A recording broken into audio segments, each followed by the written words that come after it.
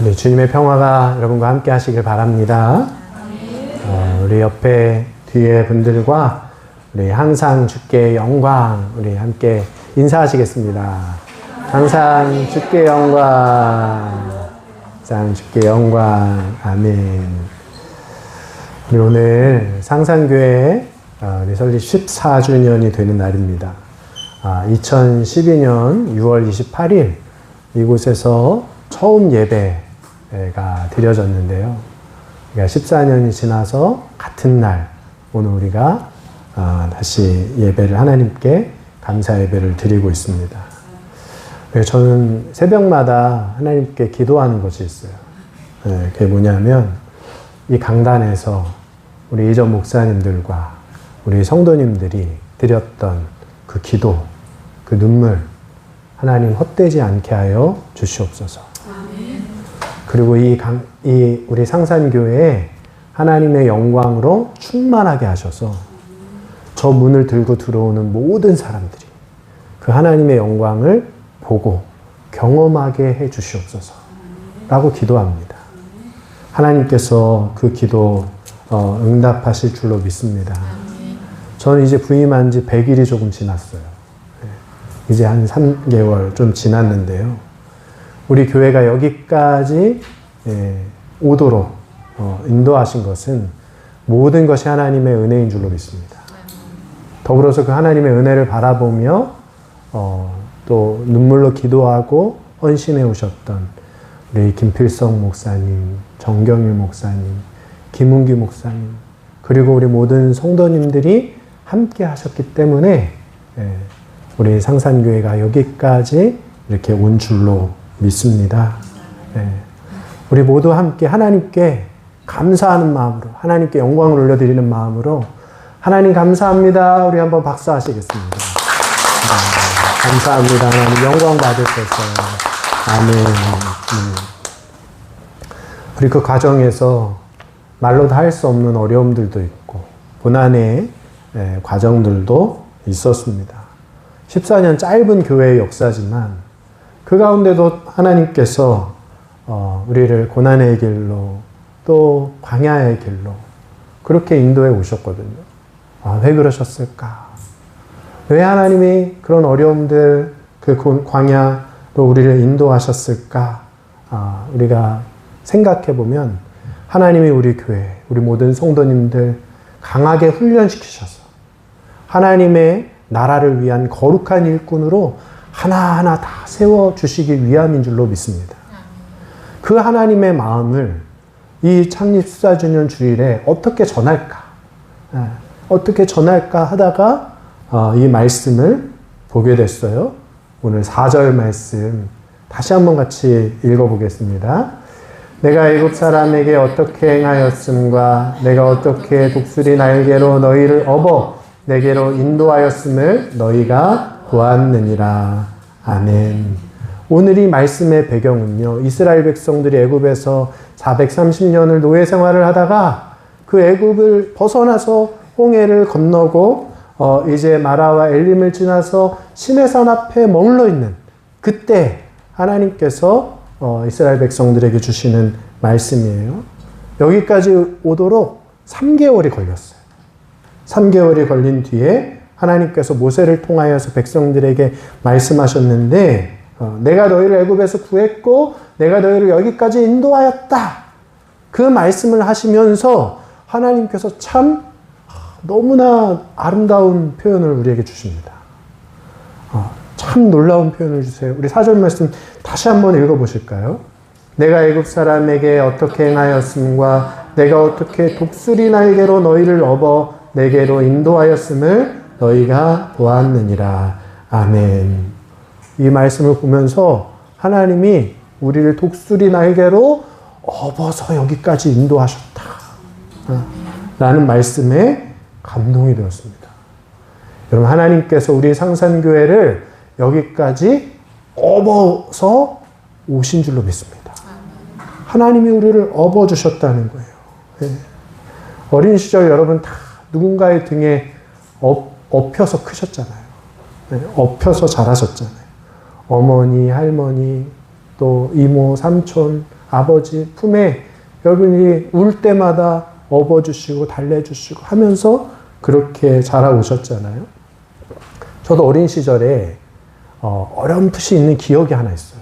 이게 왜 기억나는지 모르겠어요. 제가 저희 1살 위 누나와 남매거든요. 근데 하루는 아버지는 회사에서 아직 안 돌아오셨어요. 아직 회사에서 퇴근 안 하시고 저녁이었는데 어머니는 교회에 이제 기도하러 가셨어요. 네. 근데 아마 저희 누나도 잠들어 있었던 것 같아요. 제가 한 4살, 5살 요때 기억이니까 저희 누나는 한 5살, 6살 됐을 때였겠죠. 네. 근데 제가 자다 먼저 깬 거예요. 제가 자다 깨서 엄마가 없으니까 막 울었어요. 막 우는 거예요. 네. 저희 누나도 깼겠죠. 네. 저희 누나가 엄마 교회 갔어. 우리 교회 가자. 하고 제 손을 잡고 교회를 가는 거예요. 근데도 제가 막 무서워서 우니까, 깜깜해져서 어두워서 우니까 그 누나가 저를 업었어. 등에 업고 교회까지 간 거예요. 네. 그 6살, 5살 된 아이가 1살 어린 동생을 등에 업고 교회에 가던 그날을 생각하면 마음이 짠해요. 왜냐하면 그 어린 애가 자기도 얼마나 무서웠겠어요. 자기도 엄마가 없는 게 얼마나 눈물이 났겠어요. 근데 그 동생 달래준다고 등에 업고 교회까지 가는 거예요. 또 그 등에 업는 건 어떻게 알았을까요? 생각해보면 자기도 울 때 누가 그렇게 업어주면 마음이 편안한 거예요. 누가 업어주면 울음이 뚝 그치고 마음이 편안해지는 걸 아니까 동생이 우니까 그걸 업어준 거죠. 여러분, 하나님께서 우리 상산교회를 이렇게 업어주셨대요. 업어서 여기까지 인도하셨다는 거예요. 우리를 위로해 주시고 달래주시면서 여기까지 인도해 주신 줄로 믿습니다. 그런데 독수리 날개로 어떻게 업어요? 독수리 날개, 새가 어떻게 새끼를 업어요? 독수리가 날개로 새끼를 업는 건 어떤 표현이냐면요. 새끼는 아직 힘이 없어서 날개를 팍 이렇게 자기 힘으로 칠 수가 없어요. 그럼 어미가 이 대신 날개 세게 이렇게 해주면 그 위에서 새끼가 힘을 조금만 들여도 자기는 날 수 있는 거예요. 어미가 자기 날개 품에 새끼를 그렇게 품어주면서 새끼를 날 수 있도록 도와주는 거예요. 그것만 아니라 다른 어떤 위협으로부터 그 새끼를 보호해 주기까지 하는 거예요. 이 독수리 날개로 하나님께서 우리를 보호해 주시고 인도해 주셔서 여기까지 이끌어 주신 줄로 믿습니다. 네, 하나님이 이 말씀을 그럼 왜 하실까요? 백성들에게.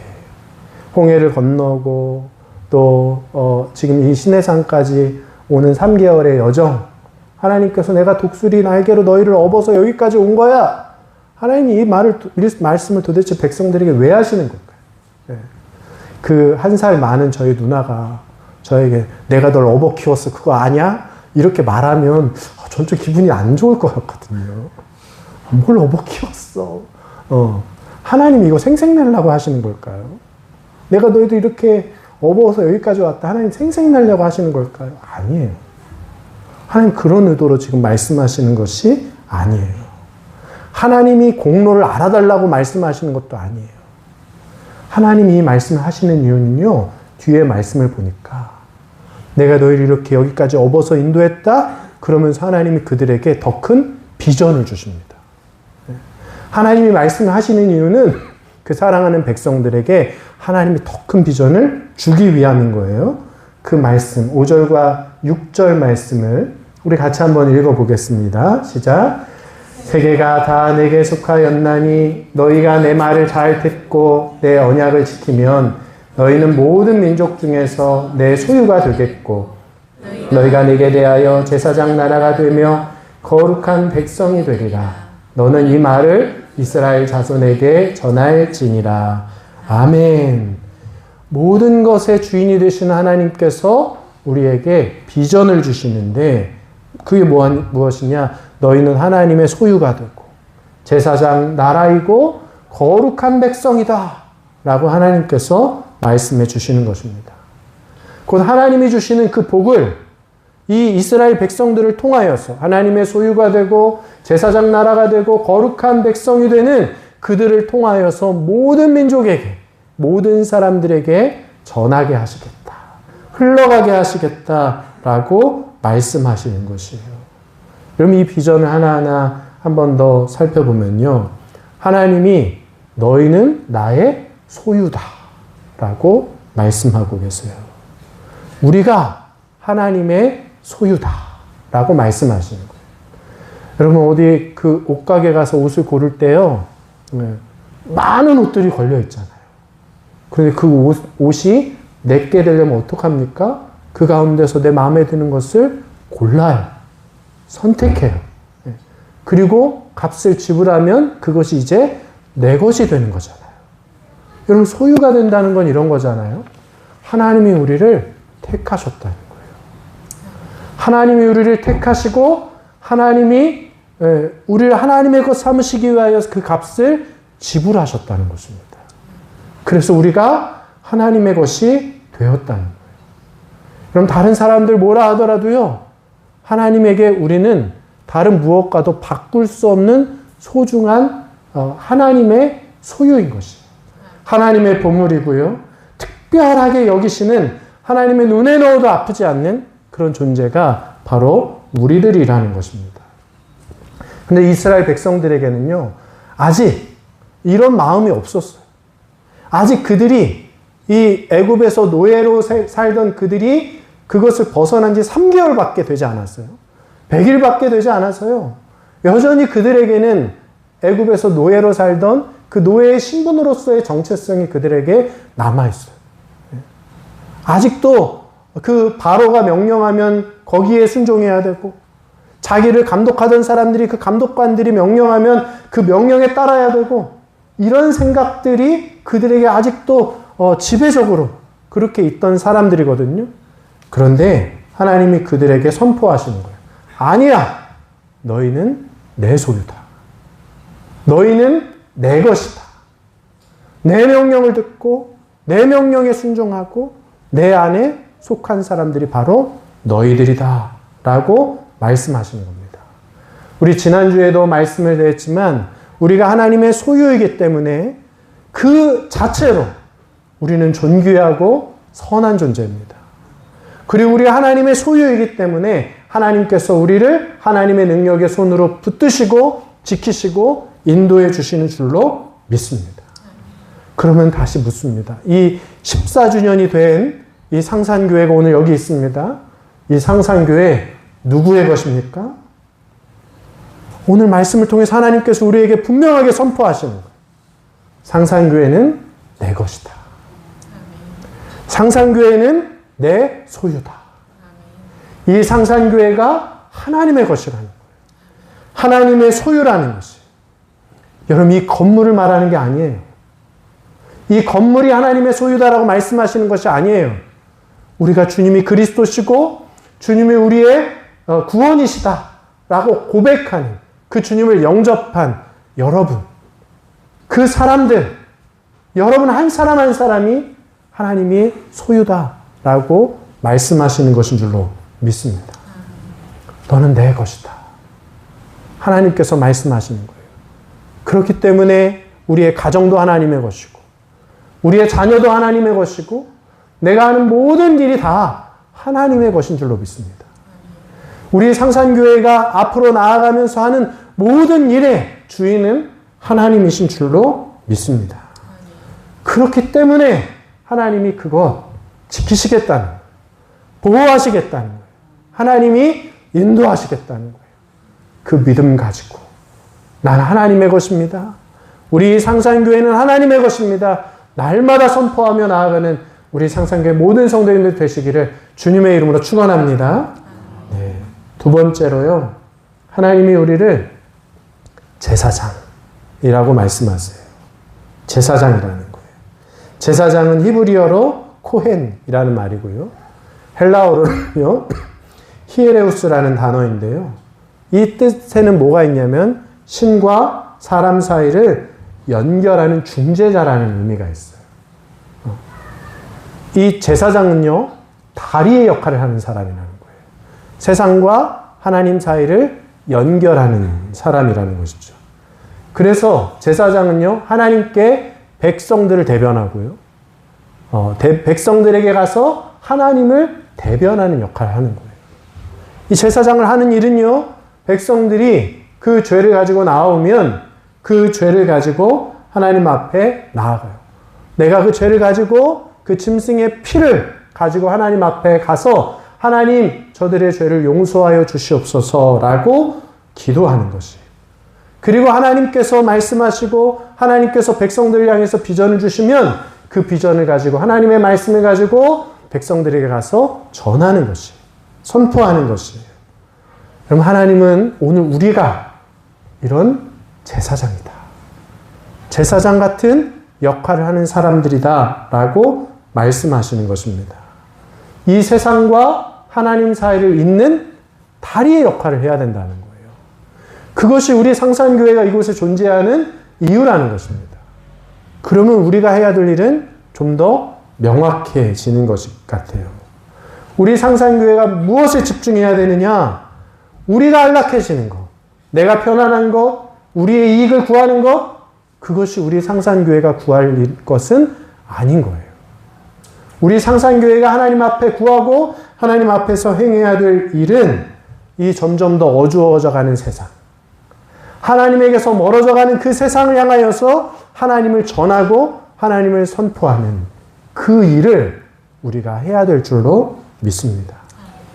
이 세상을 위해서 기도하고 이 세상을 품고 하나님의 마음으로 하나님의 일을 감당해 나아가야 되는 거예요. 이 어두워져 가는 세상에 하나님이 우리의 길이시다. 하나님이 진리이시다. 하나님이 우리의 구원이시고 생명이시다. 라고 선포하고 전해야 될 줄로 믿습니다. 제사장은 그 모든 지파에요, 꼭 필요한 사람들이었어요. 하나님의 백성들이 살아가는데 꼭 필요한 사람들이었다는 거예요. 제사장은 없으면 안 되는 사람들이었어요. 그럼 마찬가지로 우리 상산교회도요, 이 지역 가운데 꼭 필요한 교회인 줄로 믿습니다. 우리가 이 지역에 없어서는 안 될 교회여야 돼요. 그 하나님께서 세우신 제사장으로서의 역할을 온전히 감당해 나아가는 우리 상산교회 모든 성도님들 되시기를 주님의 이름으로 축원합니다. 세 번째로요, 우리를 거룩한 백성이다 라고 말씀하셨어요. 거룩하다는 건요, 구별되었다 라는 의미거든요. 거룩한 백성은 하나님의 말씀, 그 하나님의 말씀을 지키며 그 하나님의 말씀을 순종하며 살아가는 사람들이었어요. 네, 하나님께서 우리를 거룩하게 하셨다는 거예요. 하나님께서 우리 상산교회를 거룩하게 하셨다는 거예요. 그 말은요, 하나님께서 우리 상산교회와 언약을 세우셨다는 거예요.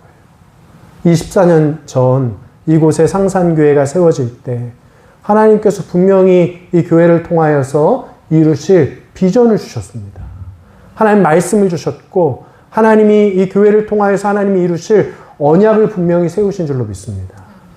제가 이 상산교회에 올 때도요, 하나님께서 이 상산교회를 통하여서 하나님께서 하실 그 일을, 그 비전을, 언약을 말씀해 주셨어요. 창세기 17장 19절 말씀을 통하여서 하나님의 언약을 세우시겠다라고 말씀해 주셨어요. 여러분, 오늘 이 예배하는 저와 여러분들에게요, 하나님은 우리가 이 교회를 위해서 기도해 나아갈 때 하나님께서 말씀해 주시고 하나님께서 우리를 통하여서 이루실 그 언약들을 세워 주실 줄로 믿습니다. 그럼 이것이 중요해요. 이 언약을 우리가 붙들어야 된다는 것이. 이 언약을 통하여서 우리가 거룩하게 구별된 자로 살아간다는 것이. 근데 여기 앞에 보면요, 히브리어로 광야라는 단어를요, 미드바르라고 하거든요. 근데 말씀이라는 단어는요, 히브리어로 다바르라고 해요. 그 근이 같아요. 같은 뿌리 안에 있다는 거예요. 광야와 말씀이. 흥미롭지 않나요? 광야는 글자 그대로 풀면요, 하나님의 말씀을 듣는 곳이 광야라는 것이에요. 세상과 끊어지고 세상과 모든 것이 차단되고 있는 그 광야, 그곳은 하나님의 말씀을 오롯이 듣는 곳이다 라고 말씀하는 것입니다. 여러분, 우리 상산교회가요, 여러 가지 고난도 있고 역경도 있고 어려움도 있었지만요, 하나님이 그런 과정을 통하여서 하나님의 말씀을 더욱더 또렷하게 분명하게 듣게 하신 줄로 믿습니다. 여러분, 우리 삶 가운데 고난이 있고 역경이 있고 어려움이 있을 때 여러분, 그때 여러분 좌절하고 낙심할 이유가 없는 것이요, 그때 우리가 하나님 바라보고 있으면 하나님께서 우리에게 선명하게 들리도록 분명하게 하나님께서 말씀해 주시는 줄로 믿습니다. 그곳이 광야라는 것이에요.